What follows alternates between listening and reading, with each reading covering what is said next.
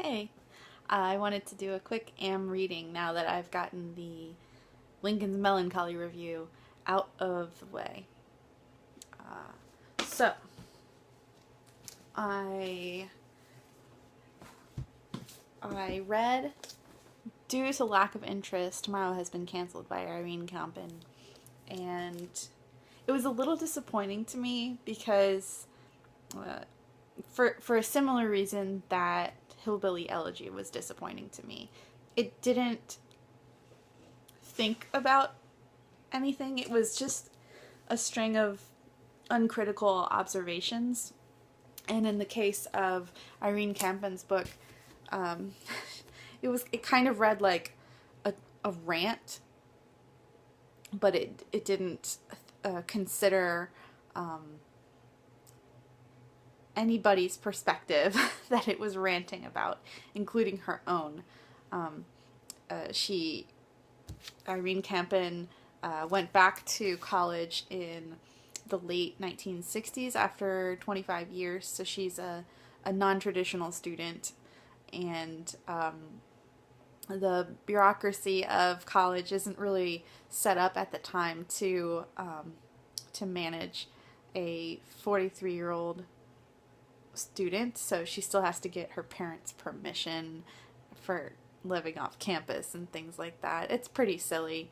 But at the same time, Irene Campen portrays her fellow college students, the traditionally aged, 18 to 20-ish college students that she's living and studying with, as just frivolous, and perhaps they were to some extent, but what bothered me about the book is that she doesn't think about why they might have their perspective or why she might have a different perspective. But it was still interesting to read, and it matched a lot of what my day job deals with in terms of writing about education. So it didn't bother me, and it's super short. So I'm glad I read it.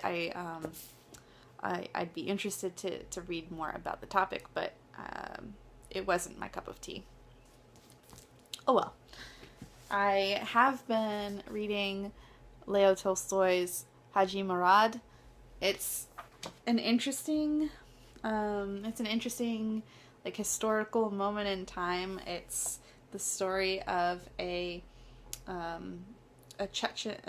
Avar chieftain, Hajima Rod, who broke with the Chechen leader Shamil and fled to the Russians for safety.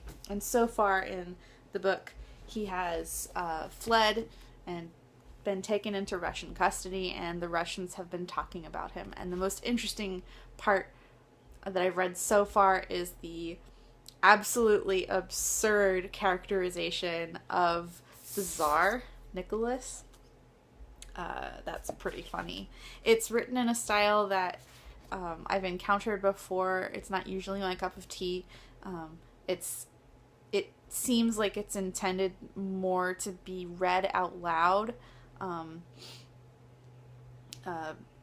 because of the pacing of information that's shared, and the short length of the chapters, but I think I'm looking forward to seeing how it ends, and I'm really excited to read the critical discussion at the beginning that I skipped because I wanted to just read the story,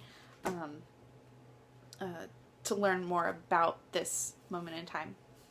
Anyway, continuing on, Lucia Berlin. The story I just read last night connects to a story prior, earlier in the book in an interesting way, and it's all roughly related to her life experiences, but that was the first story where there was like a really strong, obvious connection for me.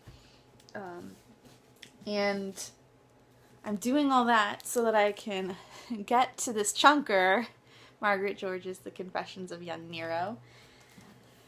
And of course, because I have things I want to read, something else came in from the holds list at the library. It's a shorter, current book called the History of Wolves by Emily Friedman.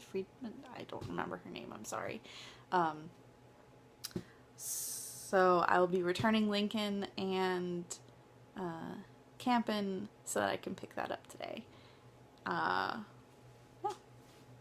Got a lot of stuff on my plate to read, and I've been really looking forward to Margaret George, and we'll see how things go.